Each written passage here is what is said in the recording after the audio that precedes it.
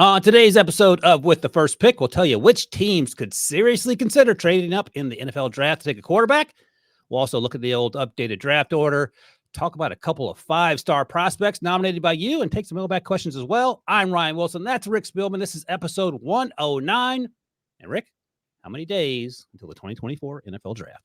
Well, it's the season of giving, so we're going to give ourselves 120 more days until the 2024 NFL draft. And Ryan Wilson, even on HQ yesterday, I've been very complimentary of all the hard work that you have put into these mock drafts, all this evaluation. That's why you're the GM of the show. I'm just the guy in the corner sitting next to the owner, and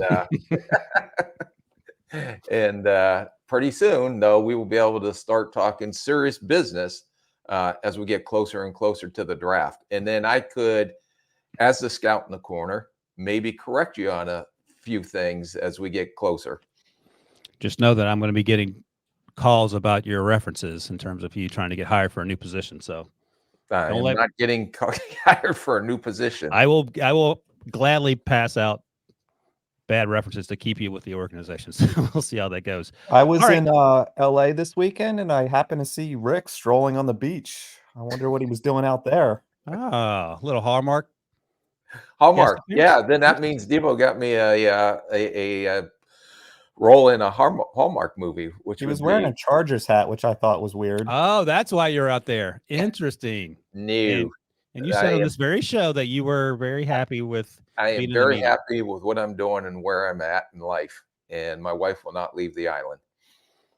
All right, well, let's talk about the updated draft order, because as we sit here, the Chargers are number 6, and Rick, the Chargers have Justin Herbert as their quarterback, and they have a lot of good players in that team.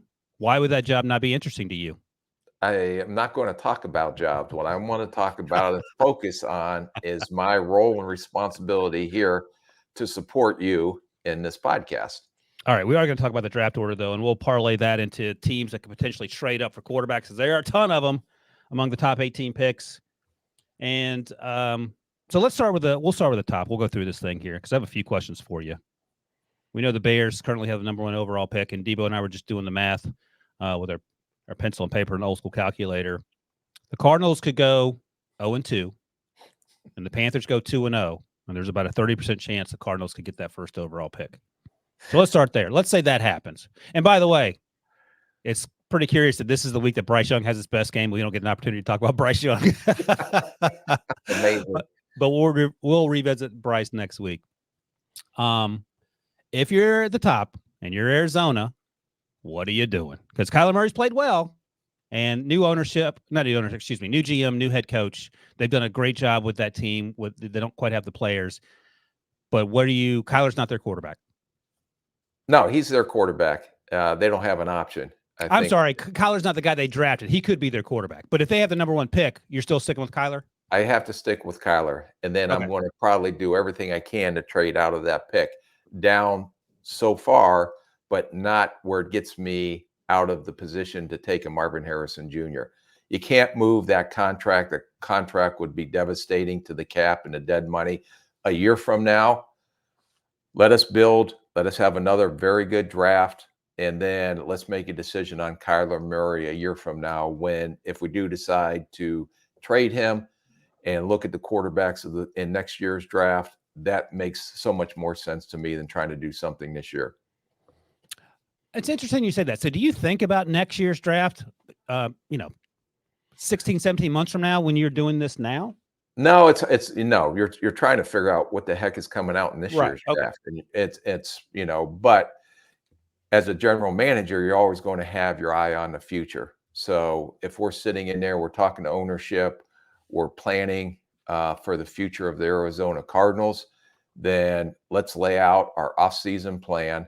One of the discussions, I'm sure, will be Kyler Murray. One of the discussions will be his contract.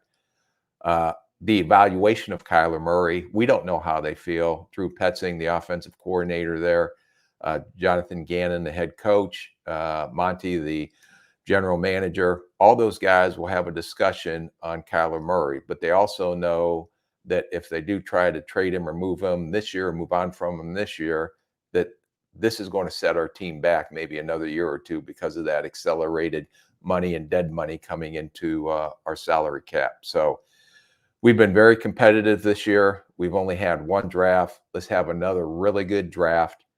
Let's try to continue to traject forward and upward, and then we'll make a decision on the quarterback down the road. Yeah, they did a good job with their draft class. Paris Johnson Jr. obviously is their starter at right tackle. They have Trey McBride coming along, their second-year tight end, who's a second-round pick. You have Hollywood Brown. You have Rondale Moore. You get someone like Marvin Harrison Jr. We talk about that with the Bears adding one more skill position player for Justin Fields. I think I asked you this before too. I might rather have Kyler than Justin Fields right now if I'm starting a team or whatever. That's an interesting question. Speaking of interesting, and I talk about this. We talked about this on HQ yesterday, and I've talked about it on the podcast before. Commanders fans were very angry with me when my last mock draft came out in early December, where I had the Commanders taking Jaden. That's another one of the let's pat myself on the back thing. There you go. Well, it's not going to last. On your new velvet Syracuse sweatshirt. Shout out to Kyle McCord. Shout out to Fran Brown. We're turning this thing around. We're turning the ship around, Rick. Going to win some football games. It's going to be tough, but we'll see. We'll see exactly how good a quarterback Kyle McCord is in Syracuse. There will be no Marvin Harrison Jr.'s running routes. Aronde Gatson Jr. will be here, though. He's coming back, so that's good news.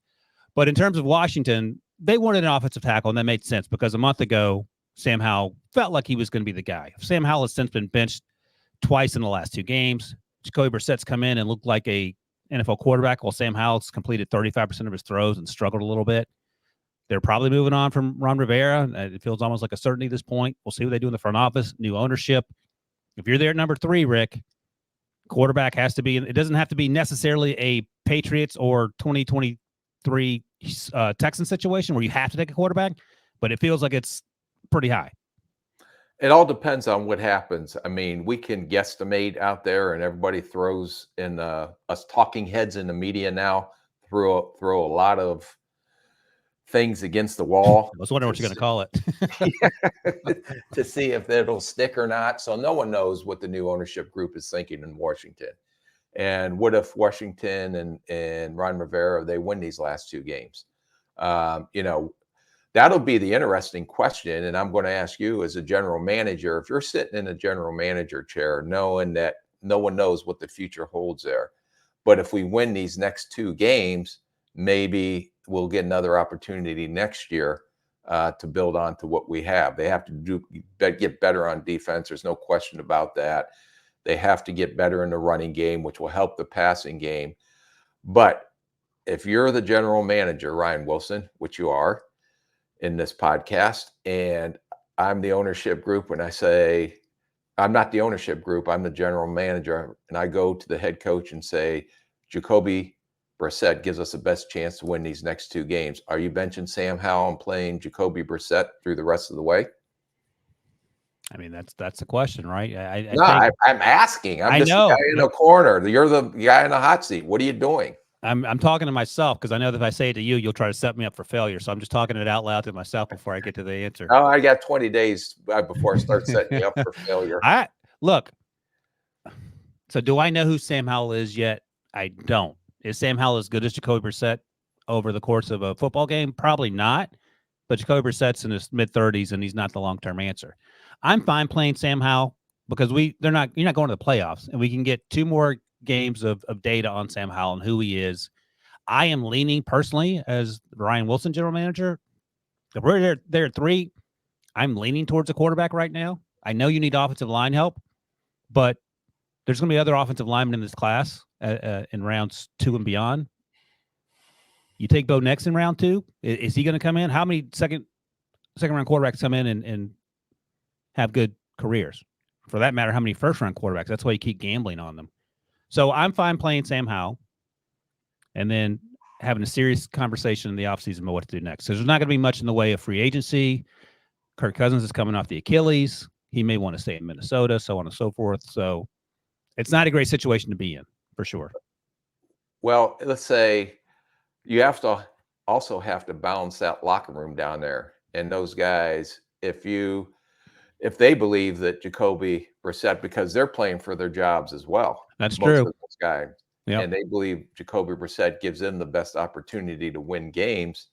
how do you balance that with also the guys and the players in the locker room and making sure that they're going to give you, and they're professionals, they'll give everything they have, I'm sure. But if they look at it as like, okay, Sam Howell doesn't give us a chance the way he's been playing the last 5 or 6 weeks, but Jacoby Brissett, look what he's done the last 2 times he's came in. He brought him back, and they actually took the lead against the Jets after they were down significantly in the first half. How do you balance that out with the future? So that reminds me, would you ever get calls from agents that say, listen, not telling you who to play, but my player needs 2 more passes to hit his incentives. So you need, basically, don't put Sam Howell out there, put Jacoby out there. Those sort of conversations, or with those? Yeah, you have to be careful with that. Oh, okay, it's that's a delicate balance, you know.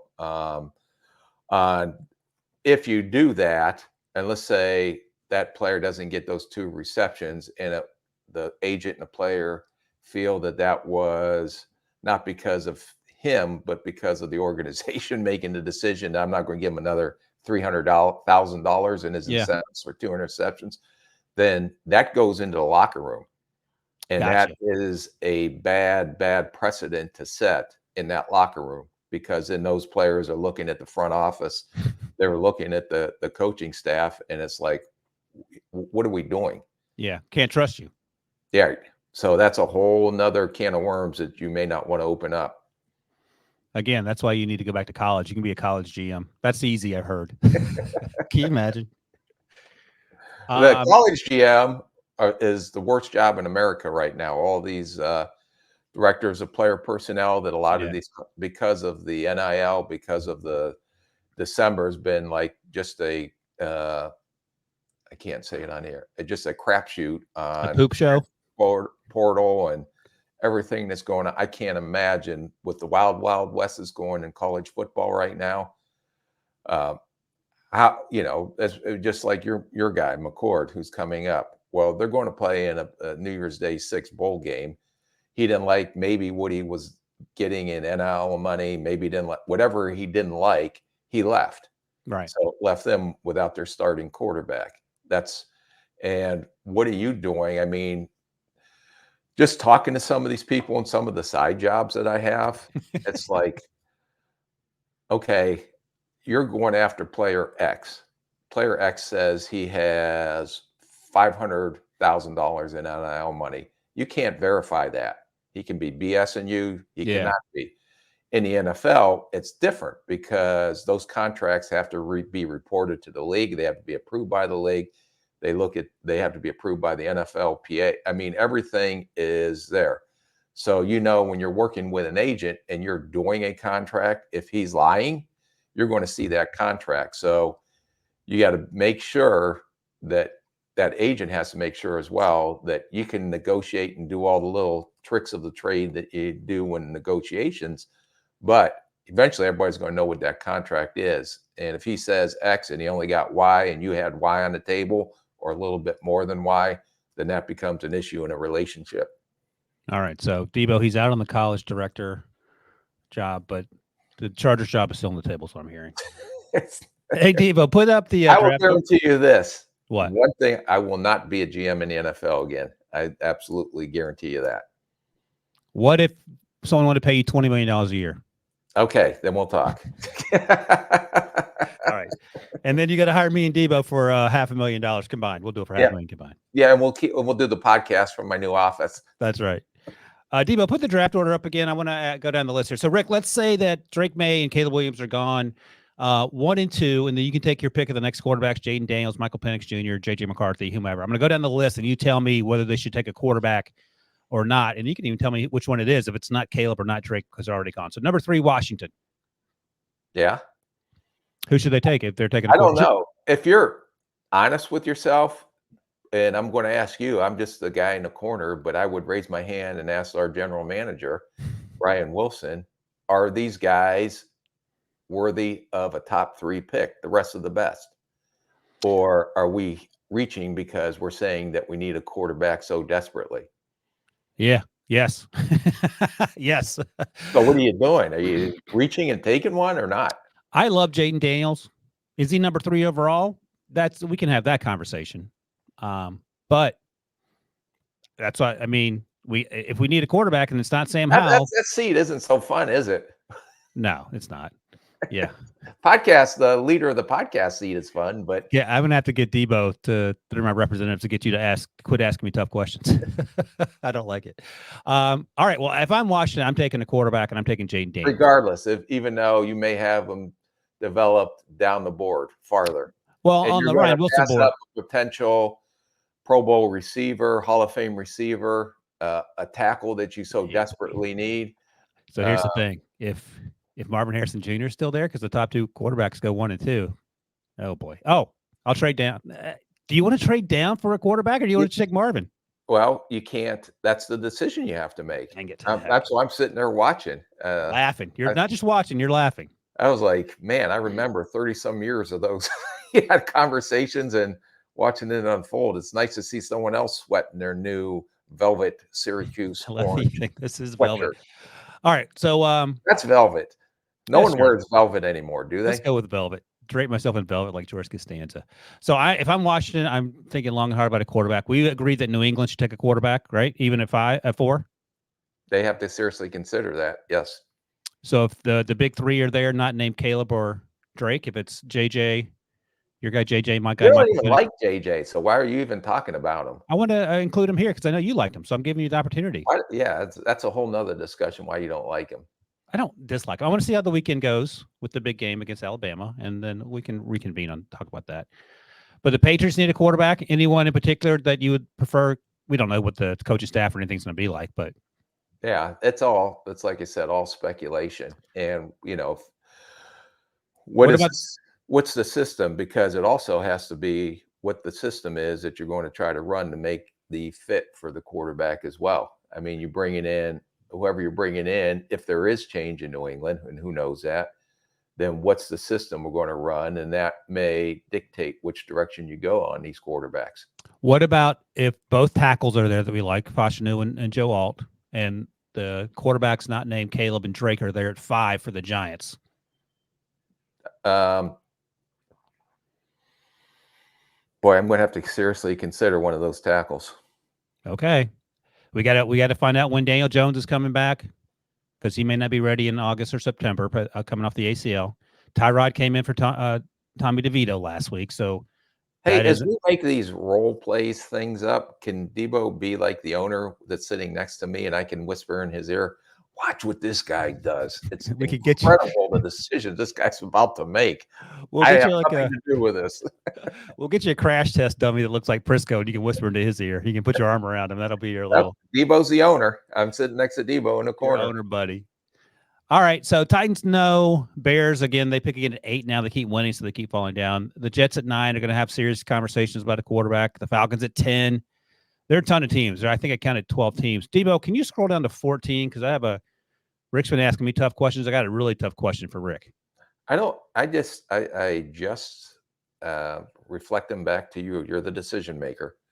And we don't have to linger on this because you have a good relationship with you're really tight with George Payton, the GM of the Broncos. You guys are super close, been together forever. But Russ Wilson they have a decision to make on Russ.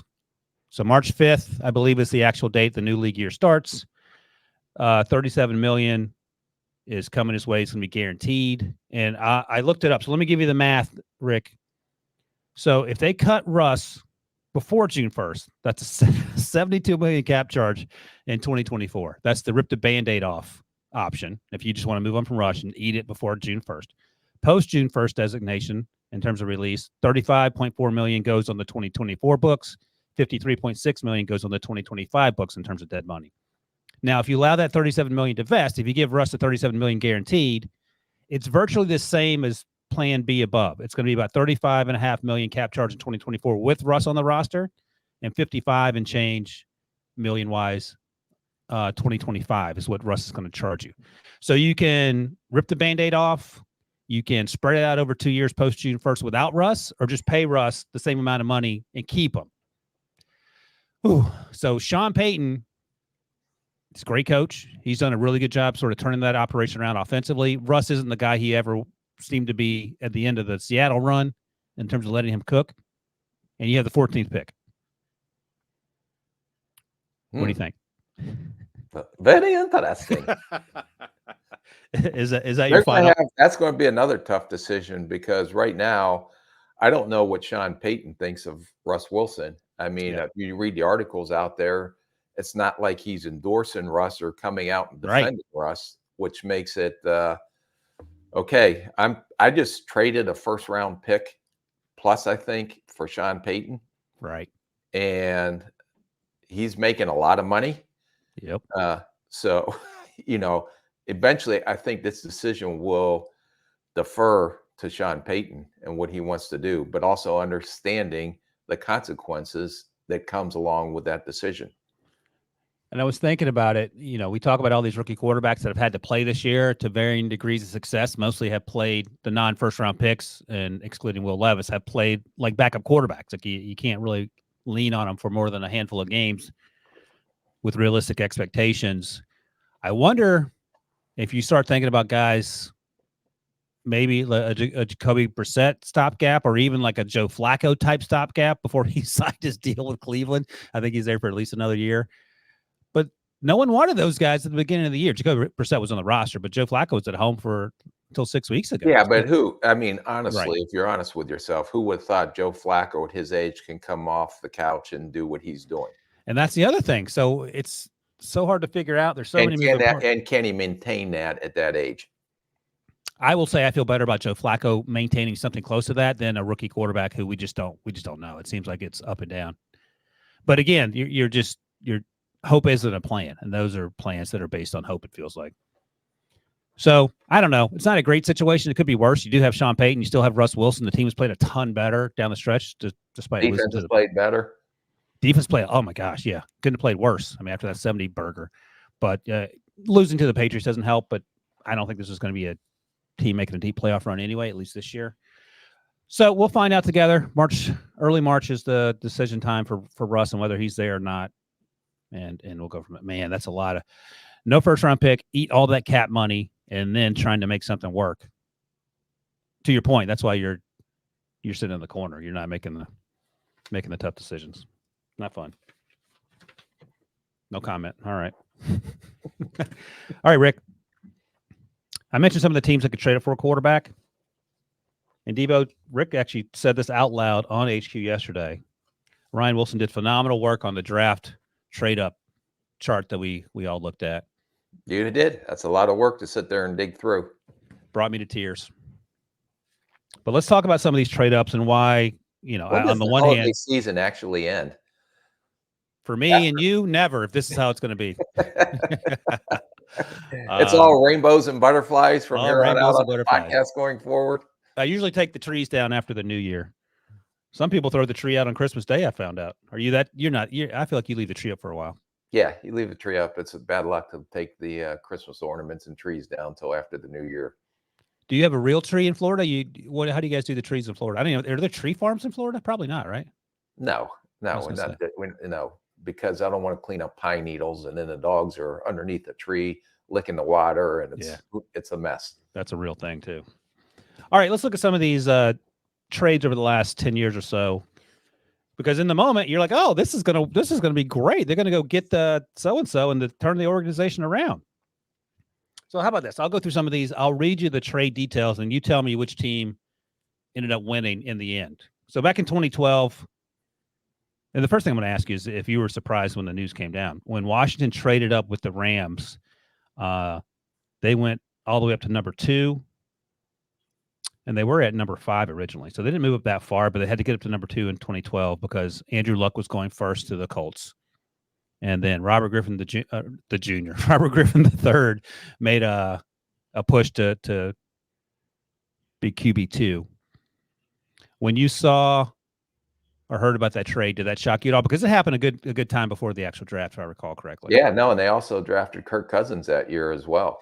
Which was weird in the moment. You're like, why are you using a 4th-round pick on that quarterback? Which in retrospect feels exactly like a Shanahan quarterback. And RG3 feels like the quarterback that maybe Kyle thought he was getting in Trey Lance. Well, RG3 was a unique athlete and he can run. And I remember watching him play live up at UConn when he was at Baylor.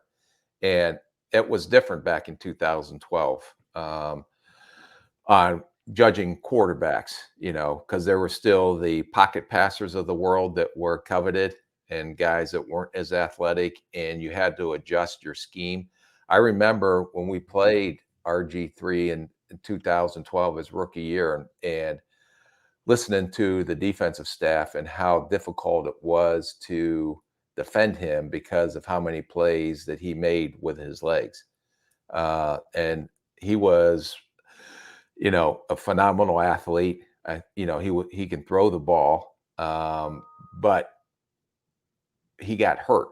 And when he got hurt, I don't know if he was the same quarterback as he was before the injury, but he had I don't know if he was rookie of the year that year, but he had a phenomenal rookie year, if I remember. He had a fantastic rookie year. Got hurt towards the end of the regular season / playoffs, and he sort of talked himself into playing in the playoff game and hurt his knee even more, I believe.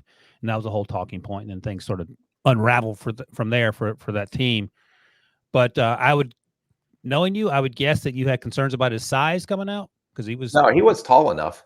He's slight of frame, though. He's like Jaden Daniels body type, it feels like. Does that sound about right? Yeah, I don't know if he's as tall as Jaden, and I haven't seen Jaden in person yet, so I don't know. But he was lean and wiry when he came out of Baylor. Yes. All right. So considering what RG3 was able to do over his short but pretty effective career, here's the trade compensation and what these players ended up being. You tell me which you would rather have as a GM in retrospect.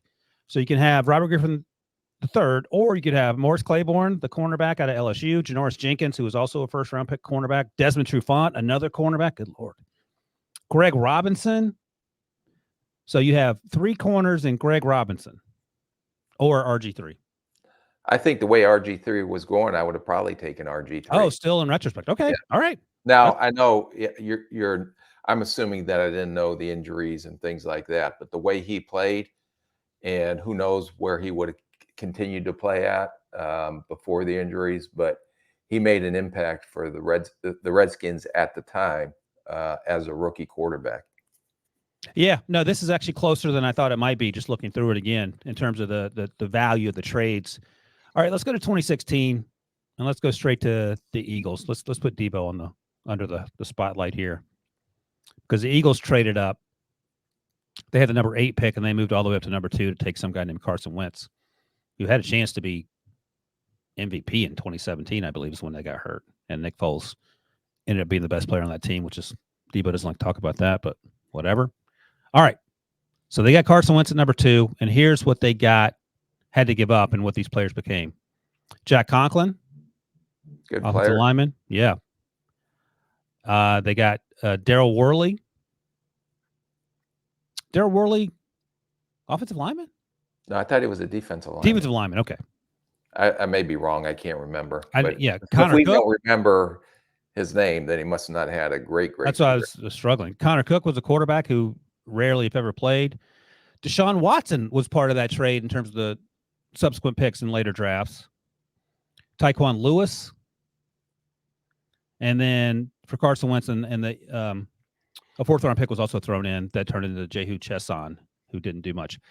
So, look, man, I can make the case that this Carson Wentz trade actually might favor the Eagles. They won a Super Bowl in large part because Carson Wentz got them there. Nick Foles did the rest. But the picks weren't actually absolutely home runs outside of Jack Conklin and Deshaun Watson. So I guess the question is, would you rather have Carson Wentz or Deshaun Watson and Jack Conklin? Well, if you had Deshaun Watson and Jack Conklin, I would have taken that over Carson Wentz. But the Eagles still got that Super Bowl. They won the Super Bowl, and Wentz got him there until he got hurt. And then Nick Foles had one of those miracle finishes. And I remember because Nick Foles beat us in the NFC Championship game that year. And Debo, what was your lasting memory in that game, Debo? Tears. Like the happy kind. Rick had tears of the other kind. Yeah, no, I was sitting there 2 weeks later in our stadium watching Foles take apart the New England Patriots. So that was a hard defeat. I mean, we went down there and Kyle Rudolph, we went down and scored, and I said, we got a legit chance to be hosting a Super Bowl in our new stadium. And then the rest was history after that. Unbelievable. And Nick Foles, Debo, you can correct me if I'm wrong, but when he first took over, he wasn't on fire like he was the last couple games. I am not afraid to admit it. I believe I said it on the Pick Six podcast. I thought he should have been replaced at the end of the regular season with Nate Sudfeld. That's how bad he was at the end of the regular season. Yes, he Yikes. was. And then had one of the greatest postseason runs of all time. And yet Debo is in his job for a reason. I guess. I'm still taking Wentz, Ryan, just because I don't think Watson would have been able to get them to a Super Bowl level as a rookie in 2017. So that's my kind of thought around it. I'm all about getting that first Super Bowl. Wentz makes it happen, and eventually his downfall opens the path for the next franchise quarterback now. So I'd rather have that Wentz-Hurts combo than be stuck with Deshaun Watson for the past 6 years. And you have Lane Johnson, so you don't need Jack Conklin necessarily. I get that. How about, I bet you if you did a study, how many draft picks have been used on Carson Wentz through his career? What did Indy give up for him? What did the Commanders give up for him? Commanders gave a second-round pick and change, I believe. And then the Colts gave up something too, right? Yeah. Oh, boy. I'll look into that. All right, in that very same draft, Rick. So whatever else everybody gave for Carson Wentz, add that to the bundle that the Eagles gave. Now I'm curious about which player has been traded the most often for the most draft picks. I'll look into that too. I'm curious. Off the top of my head, for some reason, I feel like it's probably Herschel Walker, right? That trade or the Ricky Williams trade? Because that Ricky Williams trade was crazy. In New Orleans, yeah, when they traded when Mike Ditka traded every single draft pick. I think it was 1999. All right. And before the Carson Wentz trade happened, the Rams traded up in that very same draft to number 1 to get Jared Goff. And they had the 15th overall pick, so they had to move up a good little ways there. And here's what those picks became, Rick. Corey Coleman, yikes. That was not great from a jump street. A lot of people were sort of confused by that pick. And then Austin Johnson, Derrick Henry, Sean Coleman, who's a offensive lineman, I believe, Corey Davis, a wide receiver, first-round pick who didn't quite work out, Jonnu Smith as well. And then Jared Goff, and the Rams got a couple other picks. Nick Kwiatkowski, who I think has been a special teamer, and then Tamarick Hemingway, who I don't believe did a whole bunch. But basically, Jared Goff for Corey Coleman, Derrick Henry, Corey Davis, Jonnu Smith. Jonnu Smith's been okay. The other guys have been, Derrick Coleman too. I mean, Derrick Henry too. Yeah. Well, that's a no-brainer. He's probably a future Hall of Famer. But basically, Derrick Henry and Jonnu Smith for Jared Goff. No one's making that trade. No. But, not to go down a different rabbit hole. Yeah. But my mind sometimes wanders when I'm getting bored with this conversation. Oh, he's back, Debo. How about the possibility of Jared Goff playing against Matthew Stafford in the playoffs? In Detroit, too. In Detroit. There's a chance if the Rams make it. You think Dan Campbell and those guys would be worried about facing Matthew Stafford because that team is playing so well, the Rams are. He's lighting it up. And the Lions defense, I talked about this on the Pick Six podcast, I think on Monday night. They gave up 11 explosive plays against Nick Mullins over the weekend. And that's plays of 20 or plus more yards. 11. Now, that could be run plays as well. Yeah, well, Justin Jefferson had a few remarkable plays that most humans can't make. The problem is Puka Spielman's better than Justin Jefferson this year. So that's something you have to be worried about if you're the Detroit Lions. That's all I'm saying. But that would be fun for sure. All right. I'll just mention a couple more here since Rick's getting bored, and we'll take a break and keep going here. 2017, the Bears traded up to number 2, passed on Deshaun Watson, passed on Patrick Mahomes to take Mr. Trubisky. We've talked in the past about those picks became Solomon Thomas, Alvin Kamara, Fred Warner. Oh my gosh, that is maybe. Yeah, that's pretty depressing. The next year, the Jets traded up to number 3 to take Sam Darnold, and those picks became Quentin Nelson. My God, Braden Smith, Dallas Goedert, Rock Ya-Sin. See, that's when now we're getting to the part of the movie where you get really depressed about the quarterback you traded for and the picks that it became. And I'll mention this one, 2021. Trey Lance, 49ers moved to number 3 That happened at the Zach Wilson Pro Day, I believe. I believe that's where you were fawning over Zach Wilson and the news broke. I was at the Zach Wilson Pro Day when that happened. So did you see it on your phone or did someone tell you? No, I was watching Joe Douglas all over Zach Wilson that day. Well, how'd you find out about Trey Lance trade? Oh, it spread pretty quick. that pro day, and BYU maybe has one of the best pro days for NFL. Because I remember driving up to the lot, and they had specific parking.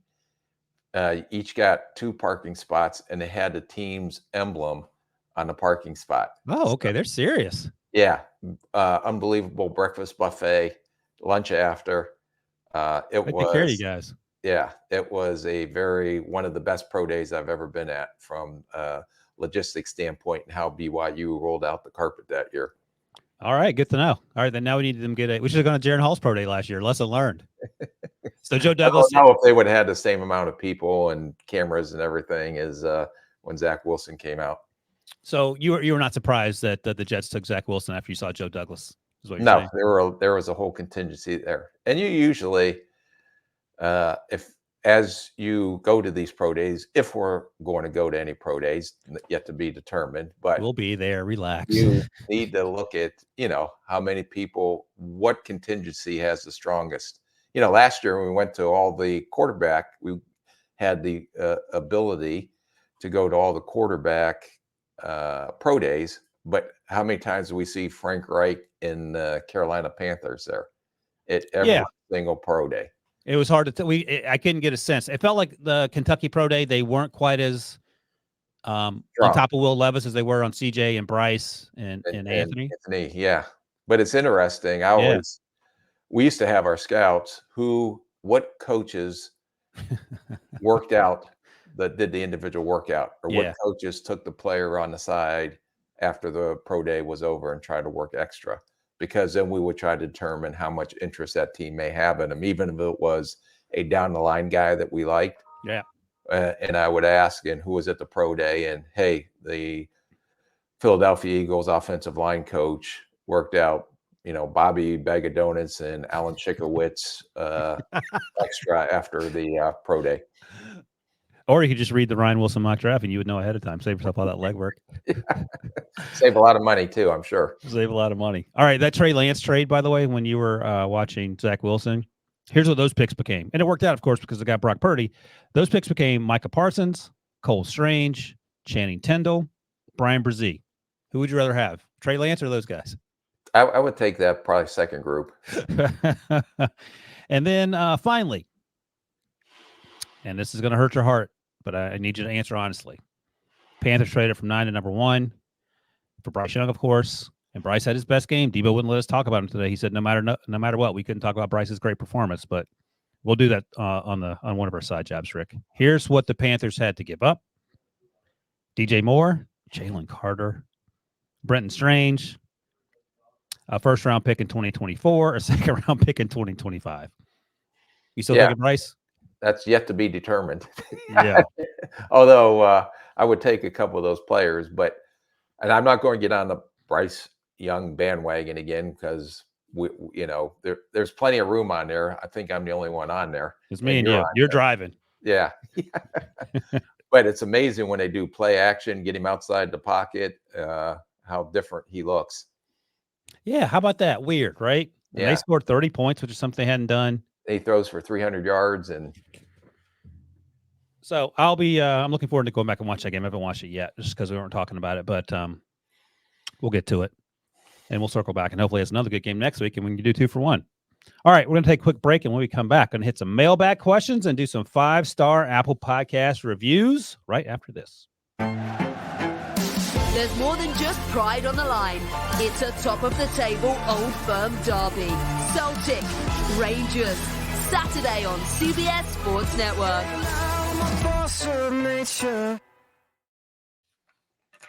All right, Rick. Did you watch Boxing Day yesterday? I love Boxing Day. There was like 6 soccer matches on yesterday. I love Boxing Day soccer as well, but I did not have an opportunity to do that, unfortunately. I've had much less soccer in my life this year because Debo's working us so hard. Yeah, there's a lot of homework. A lot of homework. But I'm glad you got to enjoy it. I did while I was doing the HQ stuff with you. Oh, you're doing both. Yeah, Debo, Rick has some new shirts. He is ready to rock them. Ready to rock them. We had them on yesterday. All right, let's do some mailbag questions, Rick. At the Sports and Film Fellowship Ask. These are via YouTube, by the way. So give us a thumbs up, leave questions, and Debo will sift through them and potentially get us to talk about them. So if Quinn Ewers has a big game or two, should he enter the NFL draft? Because we have not talked about Quinn Ewers since probably October, November. Suffered an injury just like he did the year before. But he's sort of quietly, which is a weird thing to say about a quarterback for Texas, had a pretty good season. And I think we talked about him as a day 2 guy, maybe early day 2. I don't know if he gets into round 1, but if he has 2 great games, we're going to have that conversation. So what do you think? Yeah, I went back and watched his tape since the last time we talked about him. You know, he threw for 4 touchdowns in a Big 12 championship game against Oklahoma State, but those guys were wide open. So, and I read a lot of clips on him. You know, you go through and read different people's opinions on him and things like that. But what I saw is when he is clean in the pocket, he doesn't have tremendous arm strength, but he's an. Let me interrupt you. I'm sorry to interrupt you, but everyone that I talk to says that he has a rifle for arm. And I think I've asked you this before. When you watch him on tape, it doesn't look like the ball. No, it doesn't look like Matthew Stafford. It floats in the air. Yeah. Okay. Go ahead. I just want to put that out there. And there were a couple deep throws, and he has NFL caliber receivers and guys with speed to get downfield. And I just seen a lot of throws that were underthrown. Yeah. But he's an anticipatory thrower, which means that he gets a ball when he can get the ball out of his hands and get in rhythm, and he gets the ball out before the receiver gets out of his break. And I think he's an accurate thrower. Where I have issues with him is some of the deep ball. Now, a couple of deep balls he does hit, but if there's pressure around his feet, I don't know if he has the hose or the arm to get it when he has to make off-schedule type throws. That's a concern of mine. I read a clip on some of the coaches that have played against him, and they think when that first 15-play script comes out that he is very good.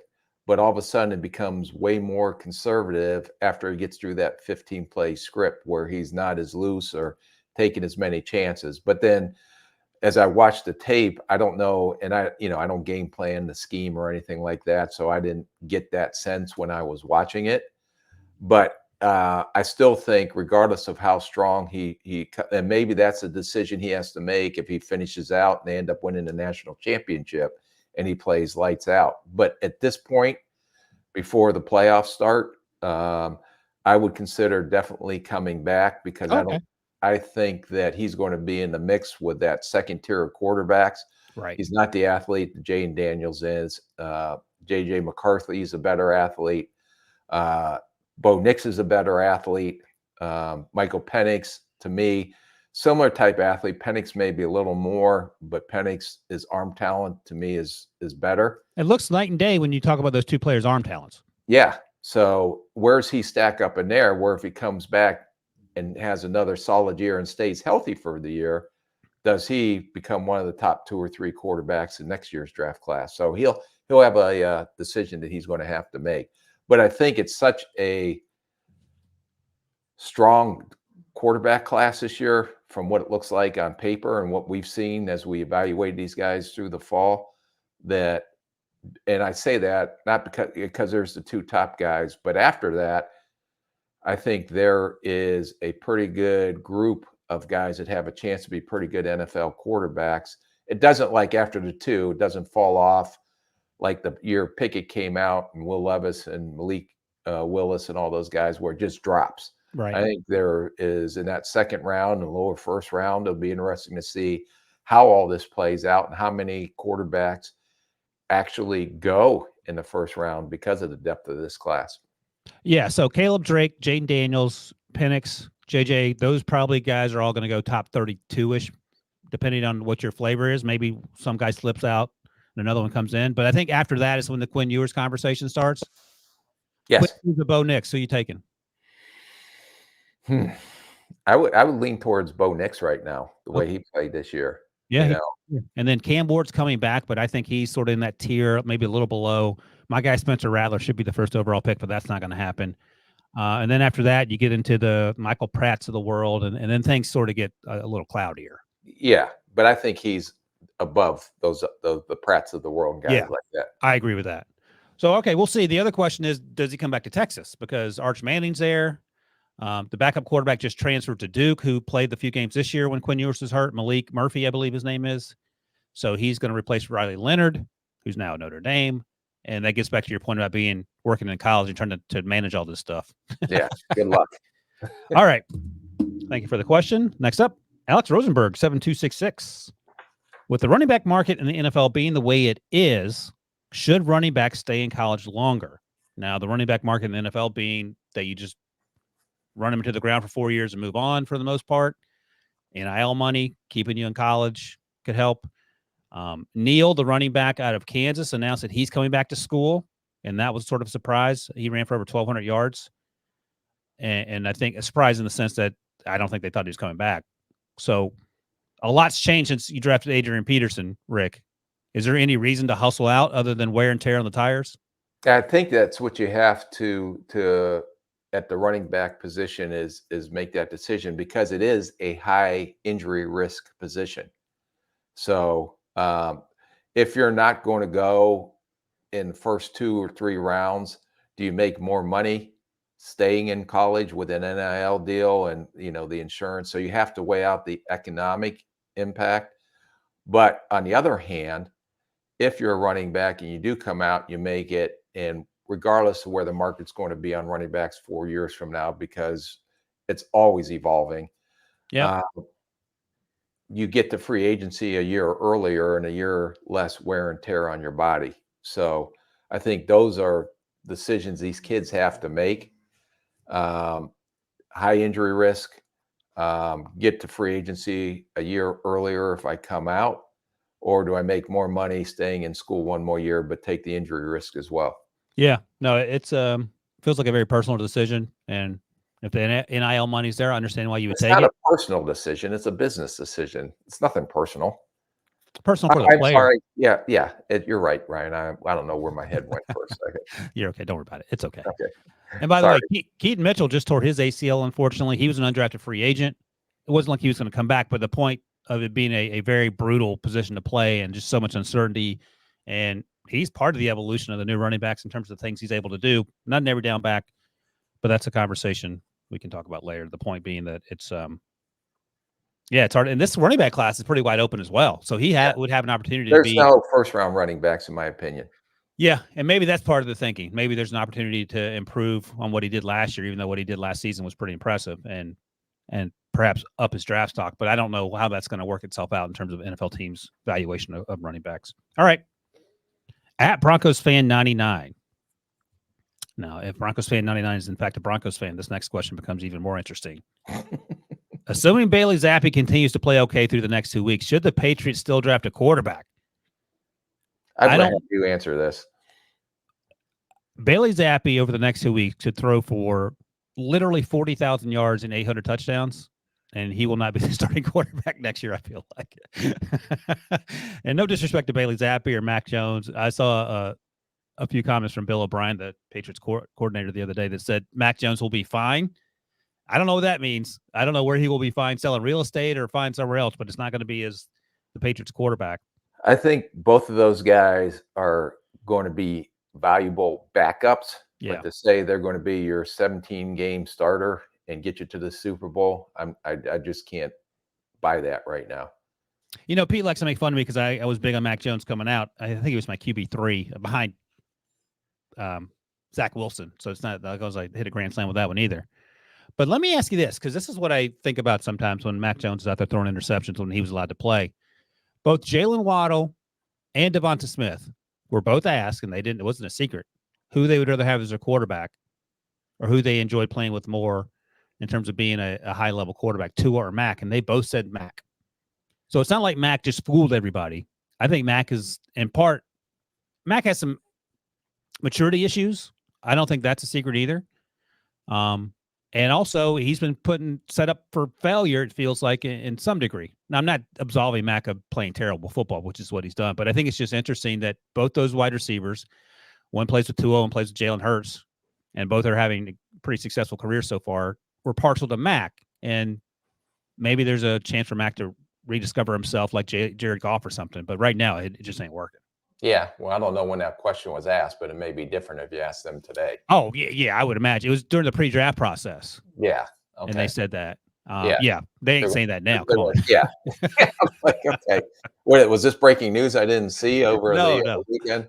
Breaking news from two and a half No, years Mac ago. had a very productive 1 year down at Alabama when he took over, but he's not throwing to Devontae Smith or any of these type. So nope. The reason Justin Fields, we always question that on, does he have enough talent around him to give him the best chance to have success? The difference is Justin Fields is a much superior athlete, can make many more plays with his legs to hide some of the deficiencies on talent around him until they got DJ Moore. So, but Mac Jones has to have a very strong supporting cast around him, which he had at Alabama, to have success. Yeah, the other thing that's interesting from that ancillary conversation anyway is that CJ Stroud, who we didn't know was a great athlete until the Georgia game, is using his athleticism to help in Houston, even though he's elevated the play of those players around him, and Tank Dell was a part of that until he got hurt too, of course. I'll ask you this. When the trade happened at the Zach Wilson Pro Day, when the 49ers moved up to number 3, and some folks thought, maybe myself included, that maybe Mac Jones was going to be the guy, it's not a stretch to say that Mac probably would have had a little bit more success in that offense with those players around him in San Francisco. Yeah, I mean, because you have to go back, what you saw in college, I mean, he made some really good throws. Did he not win a national championship? And he did it convincingly with the way he played. Yeah, and he was an accurate thrower. He's a pocket passer. He had time. He had guys that were getting separation. All the things that is why New England probably drafted him, except they may have underestimated the supporting cast around him. And therefore, Mac Jones is not going to be an off-schedule creative playmaker. He has to be in rhythm, on time, get the ball out, but also has to have a supporting cast that can get some separation, strong run game. They had some pretty good running backs when he was down there at Alabama as well. So I don't know if it's fair to say, you technically have to say Mac Jones is a bust right now. There's no other thing you could say. Yeah, but would have been a different story in a different scenario. I'll just end it on this. The Patriots offensive coordinator in year 1 for Mac is now the Eagles defensive coordinator. That's all you need to know. Debo's wearing his Matt Patricia shirt right now. Probably pumped about that. Yay, let's go all man coverage, Debo. Debo, who would you rather have calling offensive plays in Philadelphia? Brian Johnson or Matt Patricia? Matty P. Jeez, on pizza. They've hit a low point, Rick. That's where Philly fans are right now. That is a low point indeed. And they won 11 games, but it's not good enough. Oh man, Shane Steichen was they didn't spoil him enough. All right. Kylene Strom 9809 asks, this is a good question. Should the Vikings re-sign Kirk for one more year or go get their guy? Which quarterback is the best fit for the Vikings? Well, no one is better suited to answer that question, Rick, because you had to answer that question several times. I feel like Kirk Cousins was the right answer. Achilles injury. I would imagine he'll be ready pretty soon to the start of the season. Yeah. He's out of contract in a couple months. Yeah, no, they're going to have to make a very tough decision. But the one thing I can guarantee, Kirk Cousins is not going to sign a 1-year deal. Yeah. So he's going to be looking for a longer-term deal.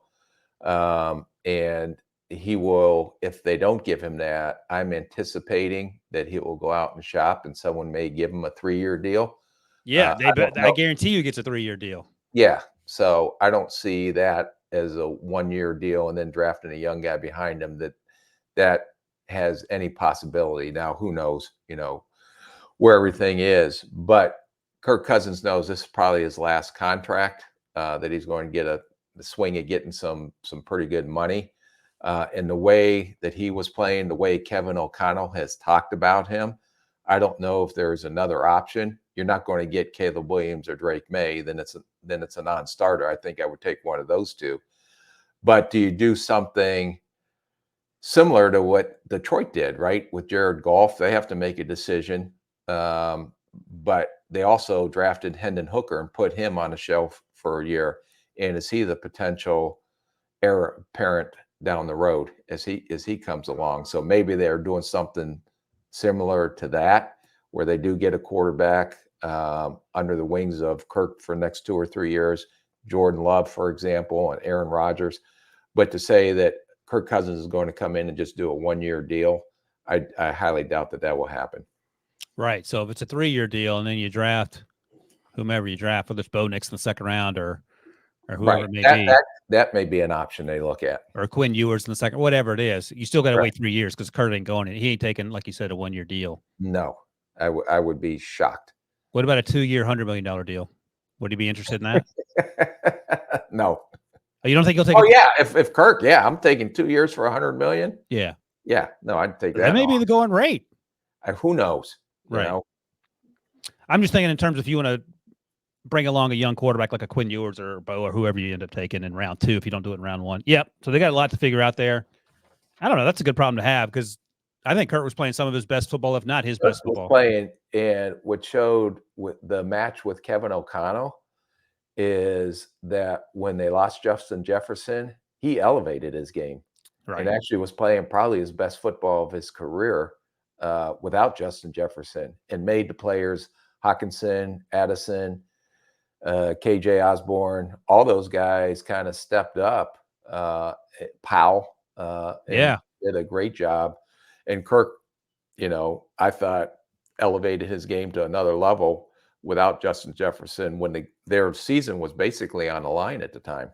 Yeah, unfortunately, TJ Hawkinson tore his ACL and MCL last weekend, so he's going to be out probably for the start of next season as well. We'll see how that goes. So that's another blow to a team that's number 8 in the playoff race, looking for to get into that 7th spot. So that got a little tougher. All right. Another one from Kylene Strom, 9809. This is a question for the scout sitting in the corner next to the owner. Hey, Devo, can you put up, is it like a misprint or is it just when it says scout, I just scout sitting in a quarter? I just that's scout. A there line. You see the line between Ryan. It's not an I. It's like a little vertical line. Oh, I liked it better as him just mispronouncing his job. I just a scout sitting back. Sounds like me when I'm talking on the air.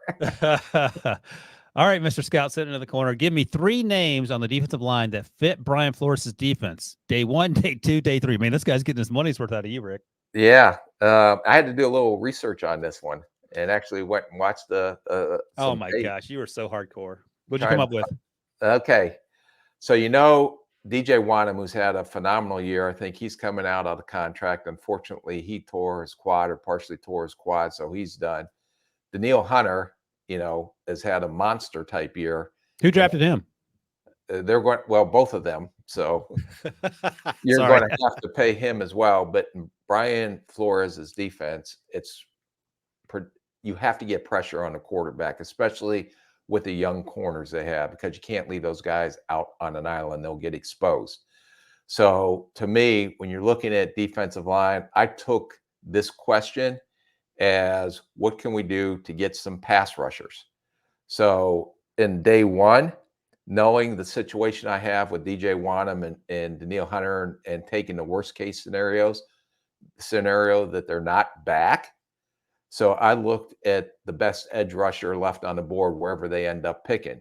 They're at 15 right now. Right. Well, maybe higher with the injuries that they have, and they got Green Bay and they got to play Detroit again. So, but I'd be looking at Dallas Turner. I would be looking at Jared Verse, and if he is healthy and passes physicals, Latu out of UCLA, that would be my day 1 area that I'd be looking at is edge rushers. Those are like 3 home runs. You're losing 2 of the best edge rushers you have on the roster. Day 2, I would look for an inside pass rusher. And I know where you're going. My favorite guy that I've watched so far on tape, just a good football player, Byron Murphy, the defensive tackle from Texas. So any concerns about 292, or is that okay? No, the way this kid plays. Okay. I just don't want to check. No, I have no concerns with him, but he was a high-end, high-motor guy, can rush the passer, can play the run, ideal 3 technique. And I think if they can get an inside pass rusher, that would be a home run to get a Byron Murphy on day 2. Here, And then before you go to day 3, how excited would Brian Flores be, should he still be there, if he doesn't get a head coaching opportunity, to get Dallas Turner and Byron Murphy in back-to-back picks? Yeah, I would just walk out. You guys, go ahead and take whatever you want the rest of the draft. I'm good. Those are 2 grand slams. All right, go ahead. Okay, day 3. This one is digging, and I have to be honest, I haven't done a lot of day 3 guys yet. I'm not up to speed, and I'm, that Ryan Wilson is on some of these day 3 guys. So I was digging. Huh? I said, we'll see. You're probably farther along than me with all your side jobs. Yeah. Well, I dug one up. What'd you get? My day 3 sleeper that I thought was a really good football player was Dwayne Carter, the defensive lineman out of Duke. Oh, I haven't watched him yet. Okay. Watch the Notre Dame game.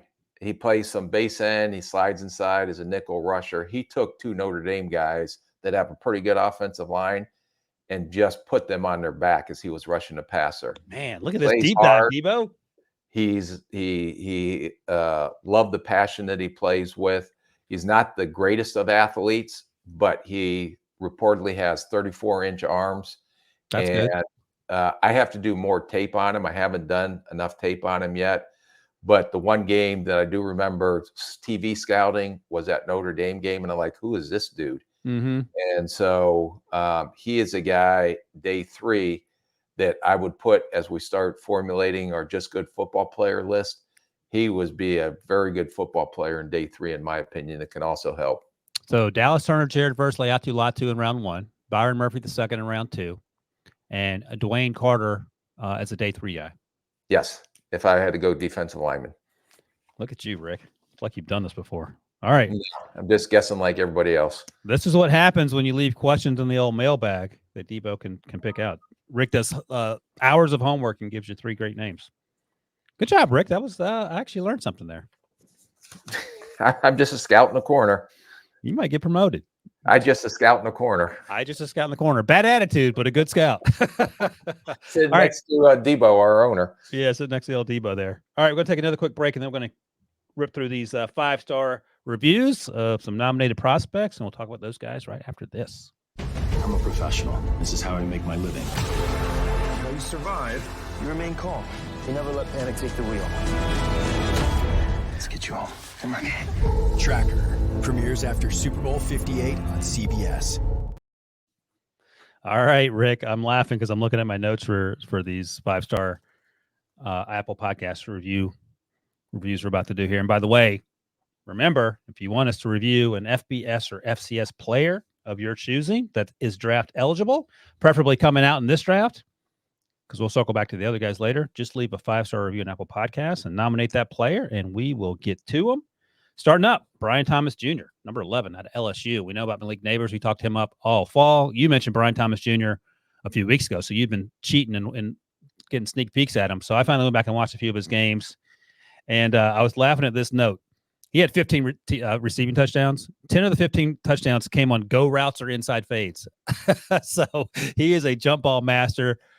He's long. He looks to be plenty fast. He's stacking guys. He's thick, and he's going to fit in that tier, Rick, it feels like, with Xavier Legette, Adonai Mitchell, Keon Coleman, maybe even the non-Adunze wide receivers at Washington, Polk McMillan, Burton, maybe even Troy Franklin out of Oregon. All those guys are similar-ish. But tell me about your takeaways with Brian Thomas, who played opposite of Malik Neighbors. And also, you can make the argument, well, that's why it's so easy for Jaden Daniels, because he's throwing to guys like Michael Penix Jr. I'm waving my flag. I love this kid. That's what that means? You love him? Yeah. I don't know. I don't have a flag. We can't afford it on the podcast. We still got a draft board, the countdown that Ryan Hand does every week. But watch the Ole Miss game, and he had 3 touchdowns in the Ole Miss game. This kid is long. He's athletic. He can run. Now, he needs some route refinement, but he doesn't run a big variety of routes. But can he get on his horse and run down the field and separate down the field? Yeah. Watch the Florida game. This guy has speed. He has athleticism. He has that unique ability to torque his body for a long athletic receiver and make some 50-50 and high point catches. I think this kid still has tremendous upside. I don't think he's reached his full potential yet, but this guy really jumped off the tape at me. And at this point, I'm not so sure that I like this kid over Coleman. That's fine. I that's why I put him in that bucket, because the things he was able to do. Now you talk about we talked about Malachi Corley out of Western Kentucky last week, just catching everything near the line of scrimmage. Any concerns about him just running go balls, or that's something you can work with? No, that's a pretty good trait to have. But in terms of varying the go balls and red zone, maybe put points on the board for you, and this guy puts points on the board for you. You're telling me it's easier to score when you throw 50-yard bombs instead of throwing screens to Malachi Corley? Yes, I would. Yeah, and I'm just a guy in a corner, just listening to But I would highly suggest, as a GM of this podcast and make the final decision maker. Yeah, guys that can put points on the board for you usually have value. And something else to note: he lined up outside almost 90% of the time. Just a little note to defensive coordinators: if Brian Thomas Jr. is in the slot, he's running an inside fade. So I would double team him and look to the corner of the end zone, because that's where they're going to throw the ball. But those are the two games that I watched incidentally, Rick. So 8 catches on 10 targets in that Ole Miss game, and 6 catches on 8 targets in the Florida game. A ton of touchdowns. So let me ask you this before we move on here. So it's clear you like Brian Thomas Jr. a lot. Xavier Legette, Adonai Mitchell, Keon Coleman. You're taking Brian Thomas right now, yeah. Oh. At this point, I am. So he could be wide receiver 3. Is that right? He would be wide receiver 4 for me. Who's 3? Odunze. Oh, and Malik. Sorry, that's right. I forgot about Malik. Malik Neighbors, number 2. Marvin Harrison Jr., number 1, and then Odunze.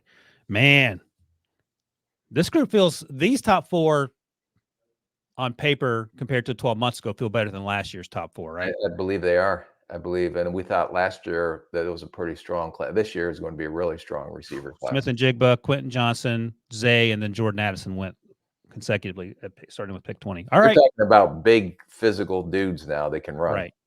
Which was the knock on Jordan Addison, and to a lesser extent, Zay Flowers. I think Zay's a little twitchier than Jordan, but both are having good seasons. Marvin Harrison Jr. is a man. Odunze's a man. Neighbors is big. He's not as big as those other guys. And then he's big enough. He's 6 feet plus. Yeah. These guys are all 6'3", 6'4", and built like some old time scout once told me, if you're going to draft in the first round, draft a man. These guys are men. That's great advice. We can't not consider how this season has unfolded in the NFL, but it feels like Quentin Johnston is not even in the same conversation this season. No, because these guys catch the ball. The one issue of Quentin Johnston he was long, he was athletic, he can run. We talked about it to death last year between him and the battle he had and how he played well against Juju Brents, your guy from Kansas State last year. Yep. But these guys catch the ball more consistently than Quentin Johnston did. Now, according to PFF, I didn't watch every single one, but Brian had 5 drops on 74 targets. But that said, he looked like he was a hands catcher. You talked about the contested catchability, the high point catchability. Those are all things that get you excited. All right. I think those drops came in earlier games. I think more confidence he built. So you can say he had the 5 drops, but as you're sitting there and evaluating, that were they early in the season? And then because the games I saw, I didn't see a drop. So I'd have to go back and maybe check if those were earlier games that he had those drops in, or were they later games. But it seemed like he was catching the ball pretty consistently down the stretch here. That I agree with. So it sounds like he's a top 32 guy for you. Yes. Yeah. All right. Don't hate that. Next up, Jalen Green out of James Madison, which used to be in the Colonial Athletic Association with William Mary, 1AA back in the day, as we used to call it. Now they're FBS, which I didn't even know about that until I started watching. I can't remember which. I get confused with these schools that are named after names. Did you go to Bill and Mary, or did you go to James Madison? William and Mary. Second oldest school in the country. Okay. James Madison. No, thank you. It's a good school. Better athletics program. As I recall, they may have changed. But either way, Jalen Green, edge rusher, towards ACL, unfortunately. He's out of college eligibility towards ACL in November 2023. So that's something he's long since had surgery, I would imagine, unless something happened. And so December, January, February, 3 or 4 months by the time the NFL doctors get their hands on them. And I would imagine you're just looking to make sure the progress is progress and when he's available and so on and so forth. Yep. Yeah. So he is sawed off, to borrow a Rick term. He's pretty solidly built. I like the way he played. He feels like he's probably looking at a day 3 special teams guy.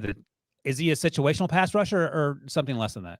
I think teams will try to look at him as a potential situational pass rusher. I mean, he had unbelievable production at the level of football that he was at.